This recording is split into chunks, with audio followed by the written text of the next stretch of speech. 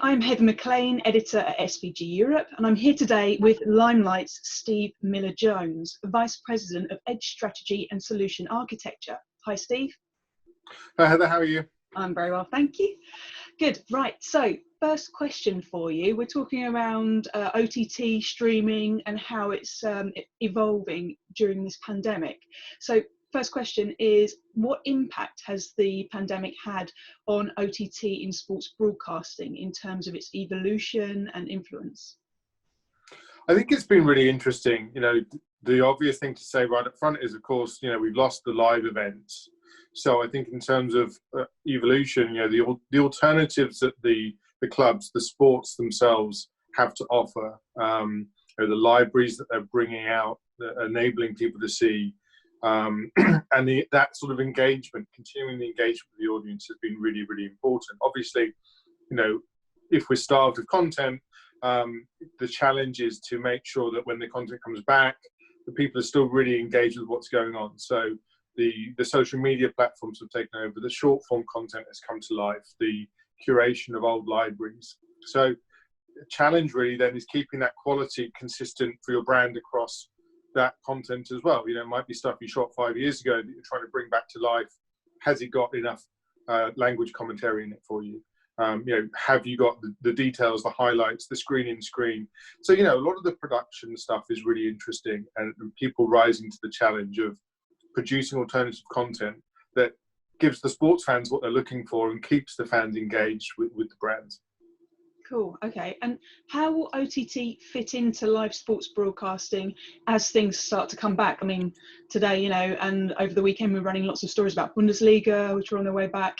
So will OTT, be more of a part of how people expect to view live sports as we go forward and as, the regular broadcasting comes back? And has its use been accelerated by this lockdown?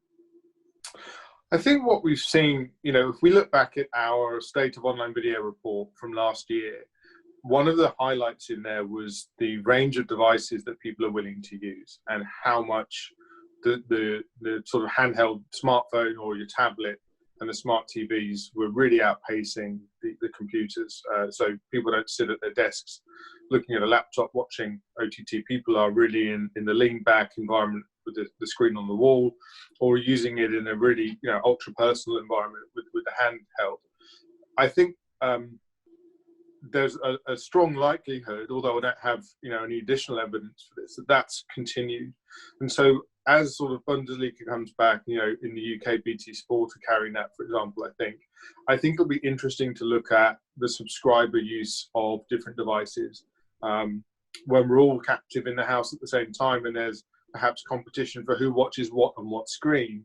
Maybe as the live sports comes back, we'll see, a wider range of devices being used. And then that brings challenges for maintaining quality across bit rates, across the different devices, and the different formats that all of the different devices support. So a bit of additional complexity perhaps, or a broader range of devices being used, just putting a bit more pressure on the complexity.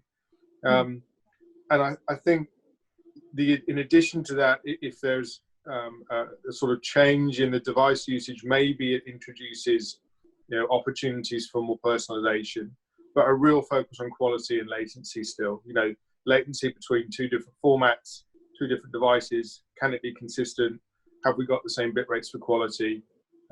So I think those are challenges, but and perhaps some of the ways that consumer behavior will change. Cool. Okay. And then for sports broadcasters, I mean, how do you think they're going to practically make streaming of this work for themselves, their staff, that kind of thing? Yeah, I think it's really challenging. Obviously they'll have to put in place whatever measures the sports are putting out there as appropriate for the staff on the events. Some of the things we've been looking at are how do we help developers? How do we help automation? And we've sort of tried to introduce some services around, greater control and use of our services by developers, puts more of the control of our configurations in their hands. We're launching a developer enablement program for that. So we're hoping that helps them, really feel in control of their production. And then we're also bringing out some new methods of giving content to the CDN. One of them is called Live Push, which is about the producer being able to send the content to the CDN and us distribute it rather than us come and get it when we're asked. So it's a bit of a different workflow. And we think that just really will help with flexibility and ensure there's strong integration between all the parties.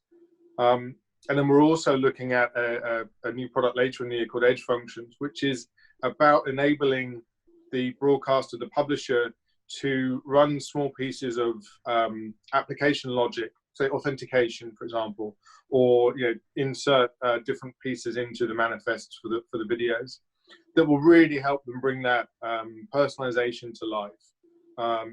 So I think what we're trying to do is ensure high quality through the network and really focus on our primary job of quality of experience and distribution at scale, but also help our customers with how easy our services are to use. So how can they modify what they need to in these strange times and give them more options for how the services work. Sort of tools for flexibility, if you like. And you mentioned a new product, was it Edge Logic? When might that come out?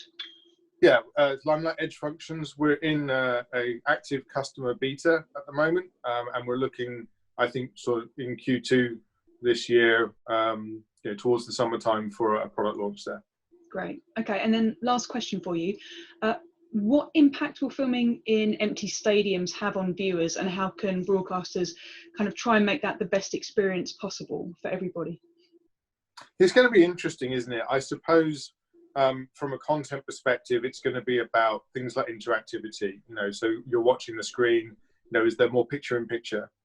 Is there more option to rewind? So thinking about then, how do you enable that? How do you do access to different information in the screen? How do you ensure security of data during that? And I suppose, thinking about how you do maybe multiple